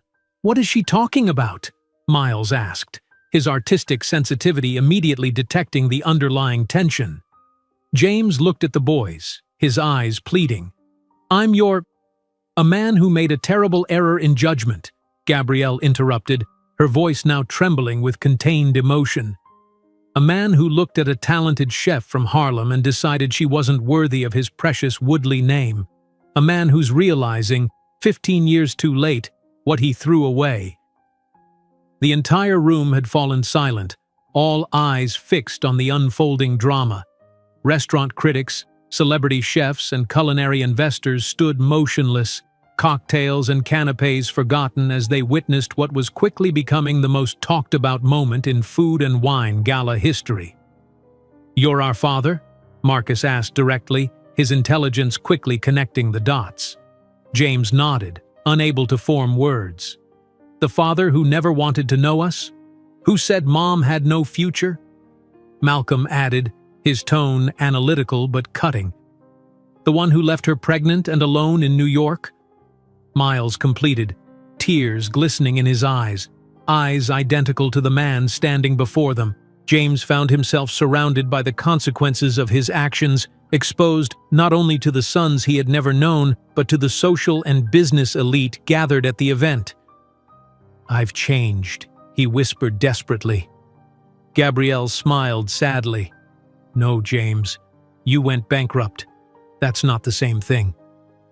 A photographer from Bon Appetit captured the moment. Gabrielle standing tall in her designer gown, the three poised teenagers flanking her protectively, and James Woodley, once the golden boy of Manhattan society, looking diminished in his expensive but slightly dated suit. "Boys," Gabrielle said calmly, "I think it's time we enjoyed the rest of our evening with people who actually chose to be part of our journey." She placed a hand on Miles's shoulder, sensing his emotional distress. "We can discuss this further tomorrow." As they turned to leave, James reached out, his fingers brushing Gabrielle's arm. "Please, just 5 minutes." 15 years, she repeated, loud enough for nearby tables to hear. "You had 15 years to claim 5 minutes with your sons. Your timing has always been atrocious, James." By morning, the confrontation had exploded across social media and traditional press. Gabrielle's phone began ringing at 6:30, her publicist breathlessly reporting that every major outlet wanted exclusive comments on the Woodley scandal. In the adjoining suite of their hotel, the triplets gathered in Malcolm's room, their expressions solemn as they processed the previous night's revelation. "Why didn't you tell us who he really was?" Malcolm asked when Gabrielle joined them, his pragmatic mind seeking concrete answers. Gabrielle sighed heavily, sitting on the edge of the bed. "Because I didn't want his rejection to define you. I didn't want you looking in the mirror every morning and seeing the man who thought you weren't good enough." "But he's rich, isn't he?" Marcus questioned, his chef's precision needing all ingredients accounted for. Or was. "The money was never the point," Gabrielle explained, choosing her words carefully. "Woodley is a name that opens doors in Manhattan. He didn't just reject me. He decided that you, without even being born yet, weren't worthy of that privilege. Miles, always the most emotionally attuned, moved to sit beside his mother. "I'm glad we're Johnsons. We built something better." Gabrielle pulled him close, her eyes meeting those of her other sons. Being a Johnson means creating your own legacy, not inheriting someone else's mistakes. Across town, in a considerably less luxurious hotel room, James Woodley stared at his phone. 37 missed calls, from his lawyer, his remaining business partners, and most alarmingly, from his current fiancée, Sophia Bellingham, whose family connections he had been counting on to help stabilize his finances. The Wall Street Journal had already published an article online. Woodley heir confronted by abandoned sons at culinary gala. His lawyer had texted that Vanity Fair was preparing a feature comparing Gabrielle's rise with his decline. In desperate need of damage control, James sent a bouquet of rare orchids to Gabrielle's hotel suite with a handwritten note. "Please allow me to explain. 15 years is too long. We need to talk, for their sake." The flowers were returned to his hotel within hours, the card unmarked but for a single word in Gabrielle's handwriting: "No." Undeterred, James sent emails, left voicemails, even attempted to approach her at a book signing event the following day, only to be politely but firmly intercepted by security. 3 days after the gala, the real crisis hit. The Wall Street Journal published a detailed article comparing the financial trajectories of both parties. Gabrielle Johnson, starting from nothing to build an empire valued at over $200 million, versus James Woodley, an heir who had squandered a family fortune through imprudent decisions, leaving Woodley Investments teetering on insolvency. The article included a particularly devastating infographic showing the growth of Trilogy Enterprises alongside the decline of Woodley Investments, 2 lines moving in opposite directions over 15 years, intersecting precisely at the present moment. That evening, as James contemplated the ruins of both his reputation and finances in his hotel bar, his phone vibrated with a text from a number he didn't recognize. "Trilogy offices tomorrow, 10 a.m. Security will expect you." The message was unsigned, but James knew immediately.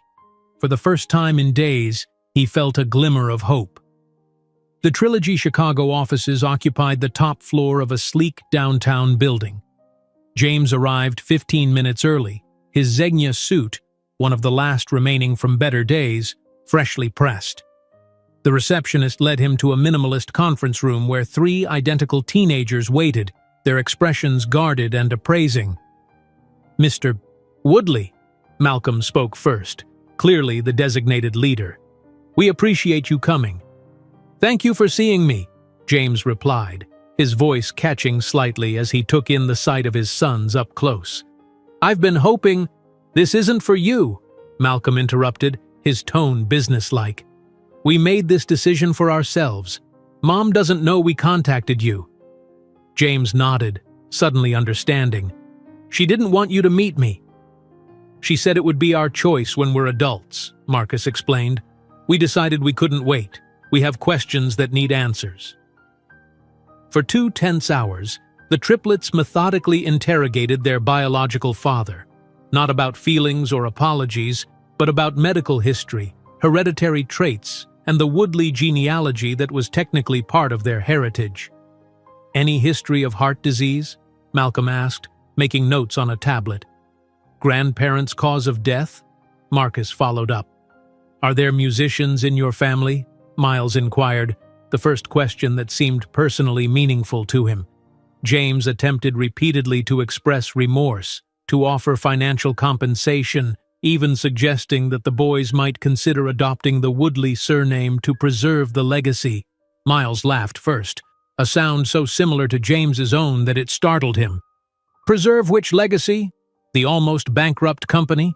Marcus added with cutting precision. "The Johnson name is on the best restaurant lists in the country." Malcolm concluded definitively, "Our mother transformed Johnson into a synonym for excellence. Why would we trade that for Woodley?"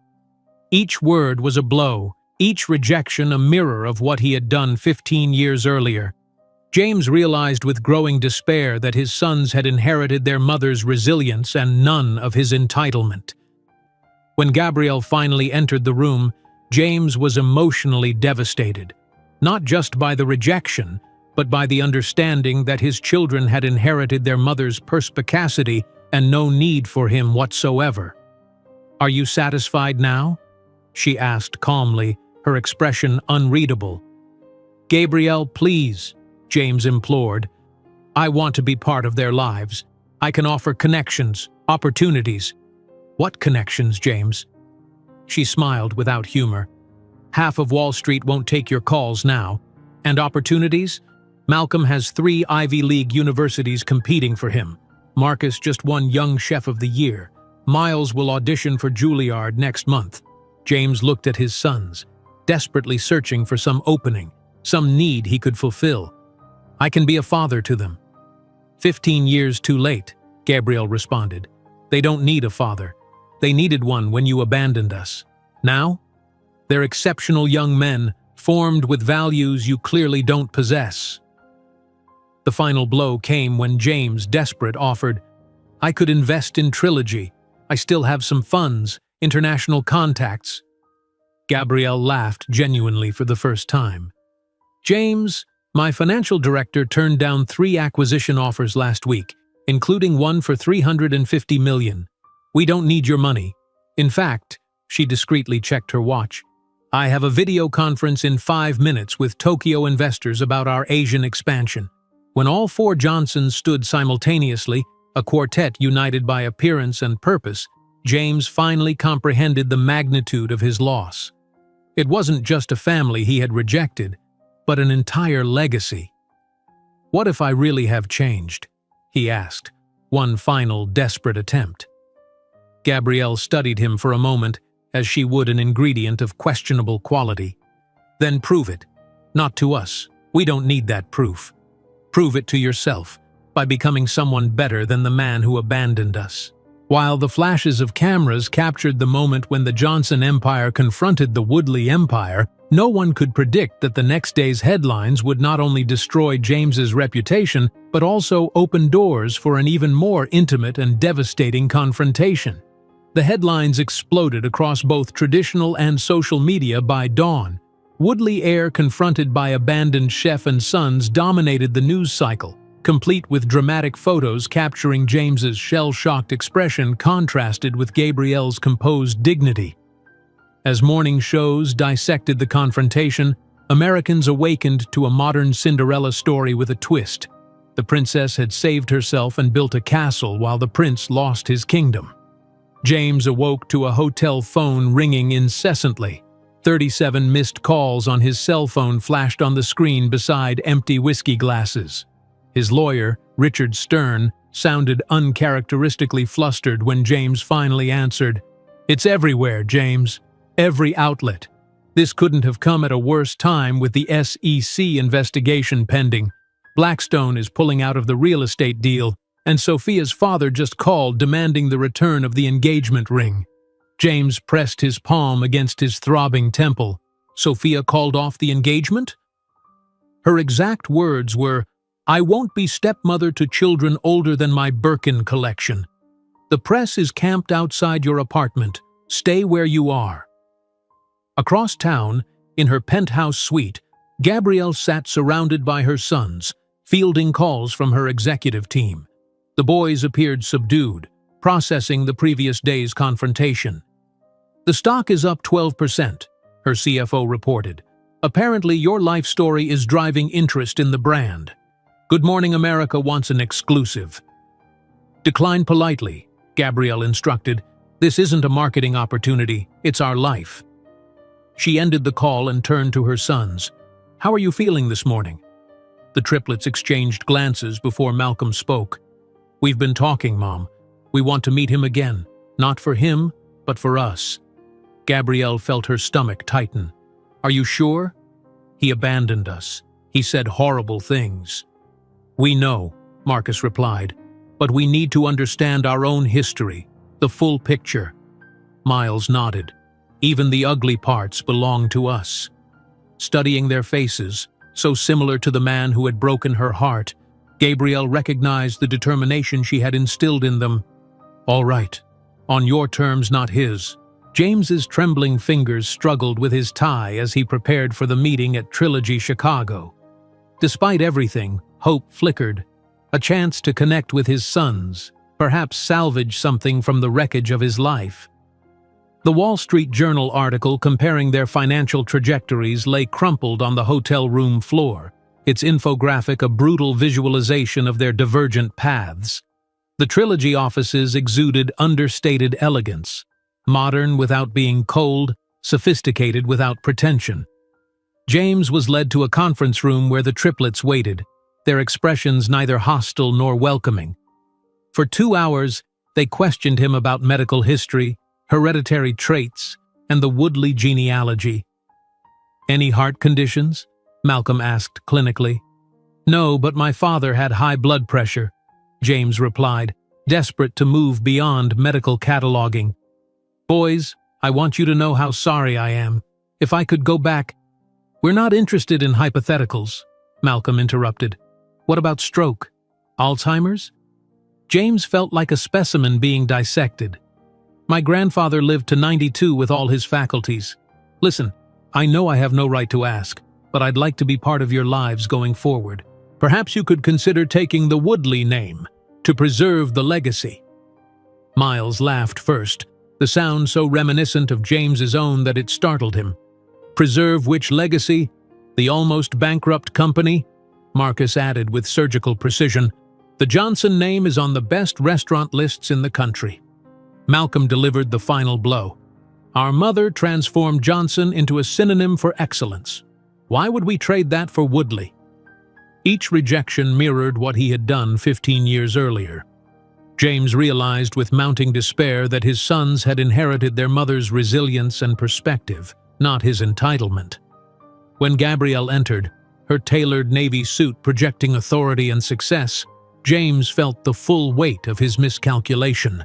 She wasn't the desperate young chef he had dismissed. She was a force who had rebuilt herself into something magnificent, while his inherited advantages crumbled in his hands. "Are you satisfied now?" she asked quietly. "Gabrielle, please," he implored. "I want to be part of their lives. I can offer connections, opportunities." "What connections, James?" Her smile held no warmth. "Half of Wall Street won't take your calls now. And opportunities? Malcolm has 3 Ivy League universities competing for him. Marcus just won Young Chef of the Year. Miles will audition for Juilliard next month." James looked desperately at his sons, searching for some opening, some need he could fulfill. "I can be a father to them." 15 years too late, Gabrielle responded. "They don't need a father. They needed one when you abandoned us. Now, they're exceptional young men, formed with values you clearly don't possess." The final blow came when James, desperate, offered, "I could invest in Trilogy. I still have some funds, international contacts." Gabrielle laughed genuinely for the first time. "James, my financial director turned down 3 acquisition offers last week, including one for $350 million. We don't need your money." She checked her watch discreetly. "I have a video conference in 5 minutes with Tokyo investors about our Asian expansion." When all 4 Johnsons stood simultaneously, a quartet united by appearance and purpose, James finally comprehended the magnitude of his loss. It wasn't just a family he had rejected, but an entire legacy. "What if I really have changed?" he asked, one final desperate attempt. Gabrielle studied him for a moment, as she would an ingredient of questionable quality. "Then prove it. Not to us. We don't need that proof. Prove it to yourself by becoming someone better than the man who abandoned us." At the door, she paused and turned one last time. "You know what's ironic, James? If you had stayed with us, you would have had part of all this. But you chose the Woodley name above everything else, and now you don't even have that." The following weeks unfolded like a fever dream for James. His fiancée publicly ended their engagement. The SEC investigation into Woodley Investments intensified. Former clients filed lawsuits. His apartment, once featured in Architectural Digest, was listed for sale to cover mounting debts. Meanwhile, from afar, he watched the Johnson family thrive. Social media showed the triplets accompanying Gabrielle to Tokyo for the grand opening of Trilogy's first international location. Business publications praised the expansion strategy. Fashion magazines photographed Gabrielle and her sons at charity galas, their coordinated outfits and easy smiles suggesting unshakable familial bonds. On the triplets' 16th birthday, celebrated with a charity gala that raised millions for young chefs from underprivileged communities, James sent 3 identical letters, not asking forgiveness or inclusion, but simply acknowledging Gabrielle's extraordinary work in raising 3 exceptional young men. The letters were returned unopened with a single note from Gabrielle. "It's not about forgiveness, James. It's about moving forward. I suggest you do the same." That evening, James sat alone in his drastically downsized apartment, staring at the returned envelopes. The television murmured in the background, showing footage of the Johnson Charity Gala. The camera lingered on Malcolm discussing scholarship initiatives with university presidents, Marcus demonstrating cooking techniques to disadvantaged youth, and Miles performing an original composition that had guests dabbing at their eyes. In that moment, James understood the true magnitude of what he had lost, not just financially, but spiritually. He had rejected not only Gabrielle but the chance to be part of something authentic and meaningful. His empire had been built on inheritance and privilege. Hers was constructed through resilience and vision. His phone rang, his lawyer with more bad news about creditors and assets. As James listened to the litany of financial woes, he watched Gabrielle on the screen accepting an award, her sons standing proudly beside her. Her closing words carried clearly through the speaker. "Success isn't measured by what you acquire, but by what you create that outlasts you." And so she moved forward, not with bitterness or thirst for revenge, but with the serene confidence of a woman who had transformed the most painful rejection into her greatest triumph. Gabrielle Johnson's true success wasn't measured in millions, restaurants, or awards, but in the extraordinary family she had built, a legacy that Woodley money could never buy. If you enjoyed today's video, I'm sure you'll love the next one. Don't waste time. Just click on the screen.